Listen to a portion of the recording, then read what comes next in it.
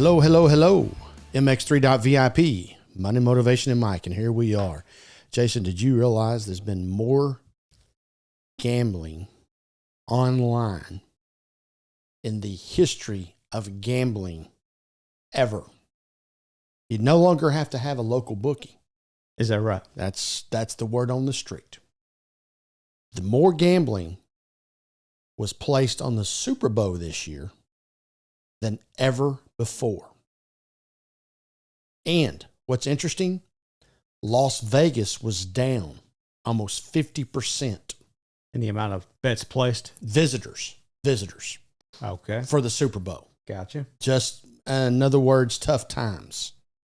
They were hardcore soliciting their clientele to come to Las Vegas. So, interesting stuff. How about this? Now, with online gambling, there is tons of it going on. It's my understanding when you gamble online, you are actually gambling offshore. Yeah. I've heard of Polymarket. We got a family member that does that. Maybe we ought to bring him in here and let him explain all that to us in a future episode. Yeah, I'm not involved with it, but I have heard about it. The only problem with that is he's got a radio face. And he would really mess up our fashion and lifestyle that we're supporting here on the show. Knowing him, he'd probably say the same thing about you and me. Well, we'll put a bag over his head and let him talk. He needed to protect the innocent anyway, right? That's right. Right now, you know, we got the gambling boats. You've got the Indian reservations, and not even including Biloxi and Tunica and Shreveport. And obviously Atlantic City and Las Vegas. I mean, you can literally place a bet in person just about anywhere you want. Would you believe right now in the United States of America, 80% of the population can drive less than 90 minutes to a location where they can place a bet? Is that right? Yeah. Wow. That is astonishing. It's freaking incredible. But nevertheless, you can.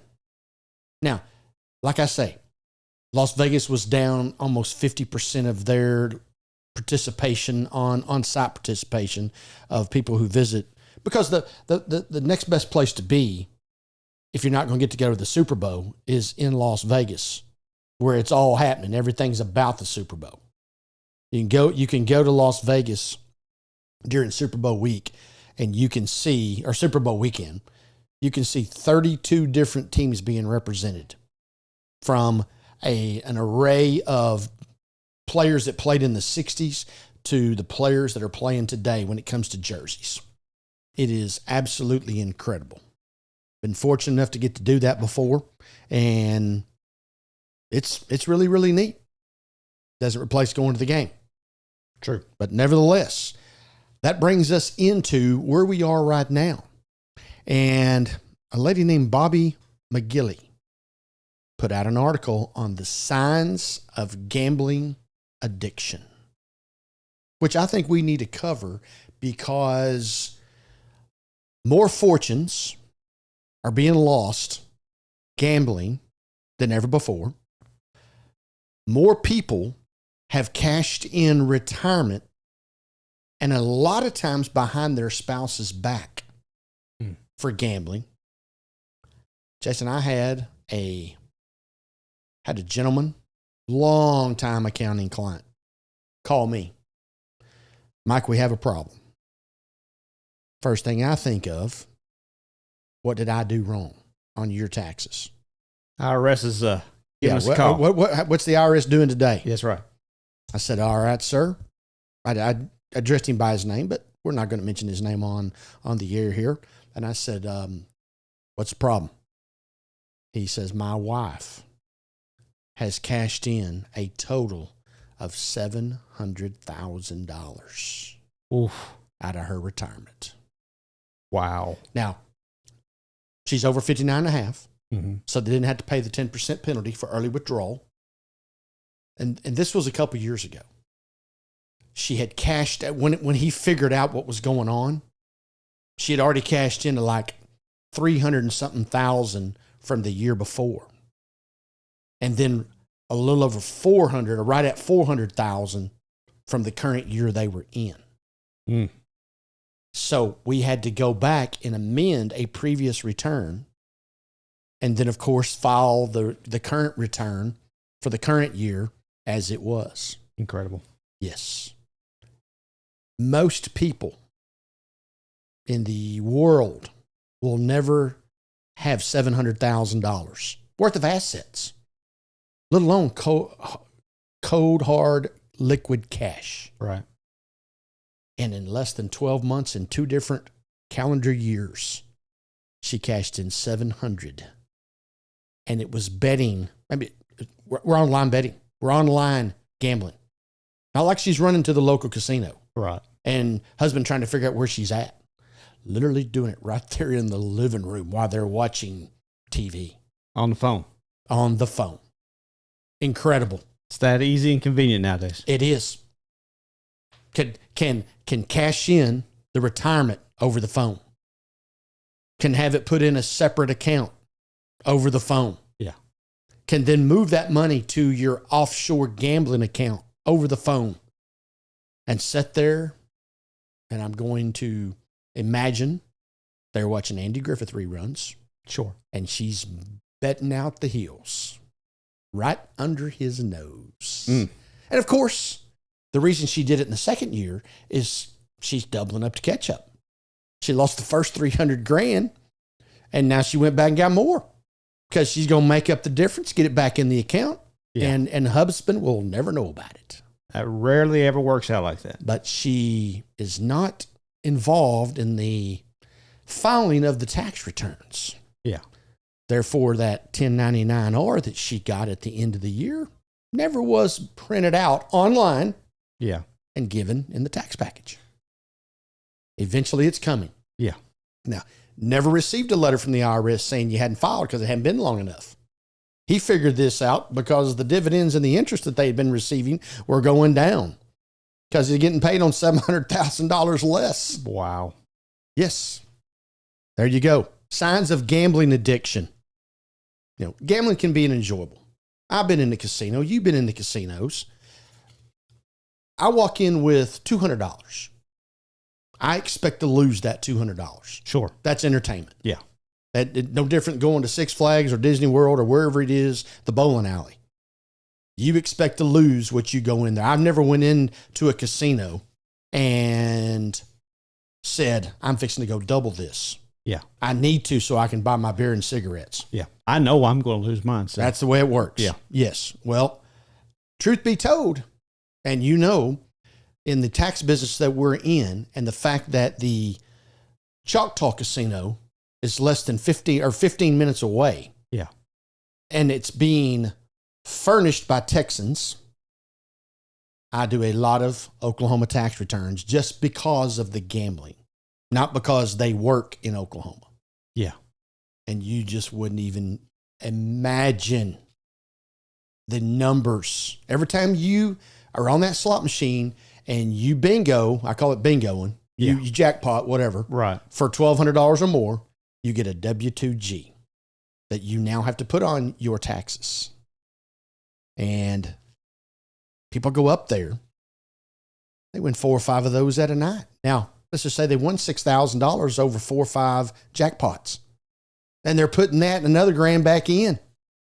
And they've got this $6,000 they got to show on their taxes, and they've lost $1,000. It's incredible. Yeah.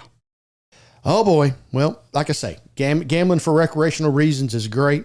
And I do know people. I have clientele that goes up there. We spend a couple $1,000s a month. That is our vacation. That is our recreation. We do it every Friday night, and we expect to lose a couple $1,000s a month. Okay, great. As long as you understand that the buildings and the parking lots and all those freebies are all because you're losing money. Oh, well, hey, they'll come and pick you up in the limo if you spend enough up there, Jason. Oh, sure they will. Yes. So recognizing the signs of gambling in your own house, with your friends, with your family, is obviously can provide some help and support if you can figure that out early on. And obviously online gambling, here's the example I just gave. You don't even know what they're doing. because they're not sitting in front of a slot machine. They're not at a blackjack table. Yeah, they're TikToking as far as you know. Okay. Now, the first one, you have an obsession to gambling. You have a fix. You have that void that you have to fill, like a cigarette, like you got to have an alcoholic drink. You have to have a wager. And when it comes to a gambling addiction, the biggest sign is an obsession to that activity. And people are obsessed with gambling, such as losing $300,000 and not being able to walk away and keep your other $400,000 in your pocket. You got to go get that because you're addicted and you know you can catch up. Jason, I've got a friend who used to, this is 30 years ago, 30 plus years ago, when the only way you could place a bet was call your local bookie on the phone and give those disguising numbers. Hey, this is 421. Yeah. Give me a dime on number 82 because all the teams have different numbers. Yeah. Gotcha. All right. So 82 could be the Dallas Cowboys. So give me a nickel, whatever it is. Give me a nickel on 82. This is, like I say, number 221. And of course, the bookie's writing it down the other end of the phone. He knows who 221 is. He knows what game or what team 89 is. And he knows what a nickel and a dime means. So that's how it works. I know I've got a friend that was on unemployment. And the unemployment was not making him enough money to get by. Yeah. All right. And he thought his unemployment still had some more time left. Back in those days, you get 90 days of unemployment. You were doing well. Your unemployment wasn't 6 and 9 and 12 months and easy to get like it is now. Unemployment ran out and it ran out quick. You need to get off your dead rear end and go get a job. We'll give you 90 days and a weekly check. He thought his unemployment still had time left. So he places his bets on the weekend. He loses. On Monday, the unemployment check didn't show up. He calls unemployment, in this case, the Texas Workforce Commission. His unemployment had ran out the week before. Now he owes his bookie, and he ain't got no unemployment money coming in. Oh, no. Better get you some knee pads or something, try to protect those knees. And I didn't have whatever, a couple $100. I didn't have a couple $100 to loan him, but one of our friends did, and they bailed him out. Saved his knees. Saved him. Yeah. Saved him. His pride ruined. Yeah. Pride, ego, gone. Knees still intact. Okay. Obsession. Hiding or lying about the gambling. That is huge. Huge. When your spouse leaves the house, turns off their location on the phone, and you can't find them for 3 hours, typically they were out doing no good. May have been messing around with the opposite sex. Now, they're typically at the casino. And then they come back. Where you been for 3 hours? Had a flat. Oh, man. Well, I know that ain't true because my wife didn't know how to change it. Well, she doesn't turn hers off because she's calling you. That's right. She'll start walking. Come fix this car. That's right. Hiding or lying about your gambling. That's the second biggest deal. Second biggest sign, excuse me. Gambling despite the consequences. That's what's disturbing is, the third biggest purchase in a convenience store. Number one in the convenience store. You know what the number one purchase is in a convenience store? I would assume gas. Nope. Okay. What is it? Beer. Okay. Number two, cigarettes. Yeah. Number three, lottery tickets. Okay. You're in there buying your lottery tickets when, frankly, your child's milk money next week is on the line. You win, they're going to get to drink whatever they want. You lose, they won't get anything but water. We literally have situations like that in society. Gambling despite the consequences. Incredible that you would be gambling your child's diaper money. It happens every day. There are people right now, 15 minutes from us, Jason, that are gambling. It's Friday afternoon, Saturday afternoon, Sunday afternoon. They're gambling money that they cannot afford to lose. And something's got to suffer next week because of their losses today. Does that not just blow you away? Yeah, I know some people who did that very thing. And it's incredible. All right. Yeah. Just like the fourth sign is just like alcohol. People get alcohol, don't get to drink their alcohol. They don't get to get their nicotine fit with their cigarettes, and they just kind of go into convulsions and they shake. And you can see the animosity and anxiety in their body. Gamblers experience withdrawals from not being able to gamble as well. And when you see signs of them not acting normal, it's probably not because they have a cold or an upset stomach. It may be something as simple as gambling and the fact that they can't go this week because they don't have any money. People are going and cashing their checks, going to the casino and walking out with no meal money left for Saturday. People are going to these cash advances, Jason, and getting cash advance to go to the casino today for money they're going to get paid on Friday. It's just blows you away. Yeah, incredible. The mindset. Now, fortunately for me, I can't comprehend that. Yeah. I'm glad I can't comprehend it. I'm glad that I do not know how difficult substance abuse is. We know people that it is. Yeah. We know that they have difficulties and it's unlimited the type of things that it takes to get off of an addiction. Now, don't forget, a lot of us have addictions to chocolate and food and those kind of things. Maybe the food and the chocolate will make you obese. We're okay with that since 65% of our world, the United States, is obese. But gambling is a different deal. Finances, cashing in, it's incredible. Another sign of gambling is being dysfunctional in your daily lives. You went to the casino last night. You lost money. You're not in the mood to go to work today because you're depressed. So you call in sick. Now you're dysfunctional. Happens every day. It's the hallmark of a gambling addiction, disruption in your daily lives. Now, here is one. You know that someone's probably guilty of something when they put up the defense mechanism. They get defensive on gambling. Man, you go up there every day. You go up there every other day. No, I don't. But their life shows that they do. And then their pocketbook shows that they do.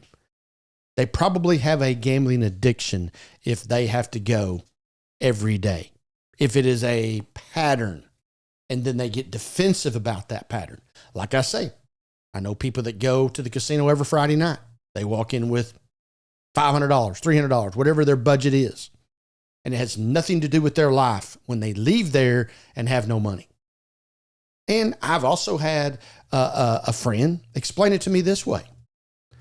We go to the show, $15, $20 to get in the show. You're going to buy some $10 for popcorn. You go in there and you buy a Coke and some popcorn and a package of candy and there's two of you. You spent $30, $40. Easy. Yes. And you go out to eat before that. And like he was explaining to me, we go to the town on Friday night and do these things. You spent $200. So us going into the casino and spending $300 isn't that big of a deal. Okay. Here's your big one too. Stealing or unlawful behavior.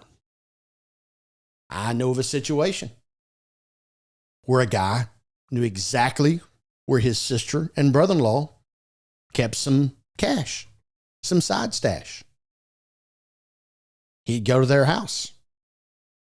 And after a few moments of conversation, he needed to go to the restroom. He wasn't going to the restroom. He was going to the sock drawer. Yeah. and stealing their money so he could go to the casino. Incredible. Incredible low. Yeah, bringing other people into it as well. All right. And then the final sign here of all your family and friends, Jason, that hang out at the casinos 24 hours a day. Do they feel guilty and do they have remorse after their gambling? Gamblers, individuals with a gambling addiction, often feel an intense guilt for spending that $100 at the casino when that $100 could have bought little Johnny a new bicycle. When you feel guilty about gambling, that probably means you have an addiction. You probably don't have the money to be going up there because you're using monies that should be going to other things. It's not disposable income. And your feelings of guilt and remorse go out the roof. Now, at the time, you think you're going to throw that 100 down and turn it into 300. And then we're all rich and everything's going to be great. Not only can we get the cake and the ice cream now, but then all of a sudden, when you lose your $100, you can't get even the bubble gum. And that's when other people around you really suffer. And if you continue to do that, it turns into a vicious cycle. And the gambling, the remorse, the guilt all sets in. Now, the reason I brought this up is because, as I said, in this particular topic, gambling is at an all-time high. It is available on every corner, it seems. You can walk into a convenience store and you've got the old 8-liner sitting there. Legal or illegal. And frankly, none of them are illegal now because they found other ways to pay you out. It'll say recreational purposes only on the machine. But whatever it spits out, let's just say the tickets, you then can take the tickets and cash it and get your item, which in essence is cash, from behind the counter. Right. I can take you to a handful of convenience stores right now within a mile of our studio that you walk in and there's a minimum of 4 8-liners. Now, you know what I mean by the 8-liners. It's the old slot machines. Yeah, the reels. The reels. Yeah, that's right. No, they're not the new digital, beautiful, but based after some theme of some show or some concert or some rock group. They're literally the cherries that are going around and around. The ones I prefer and can understand. Yeah, and you literally, some of them are still got the arm. That's fine too. You know, you know what they used to call them people, the one-armed bandits. Yeah. Muscles on the right and on the left-hand side, nothing. Now, I'm gonna leave you with this, and this is funny. And those who know my family will know exactly who I'm talking about. And a lot of my mother's family has spent a lot of time in church. Now, you know, Baptists don't sin. You aware of that? Yeah, I've heard the expression. You see, Baptists don't drink, Baptists don't listen to wild music, and Baptists don't gamble. At least not in front of people. Yeah, that's right. So, my aunt loves to go to casino. Says that gambling's a sin. Not supported by the Baptist church. Goes to the casino. Now, you know, I don't even know. I haven't looked at a slot machine in a long time, so I don't know. But at one time, you had the lever over there that you could pull, and then you had the buttons in front of you that you could push. My aunt said it was only a sin if you pulled the lever. Is that right? If you push the buttons, it's not really gambling. Justifying it with the buttons. Yeah. You literally got to pull the lever to commit the sin. Pushing the buttons is just fine and dandy. Incredible. Yeah. That is pure denial right there. Now, let's see, what number was that? 1, 2, 3, 4, 5. She's all about number 6 right here. All about number 6. Yep.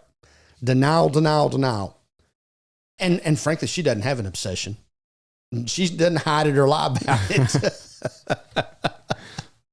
it. But yes, denial would come right into play with her.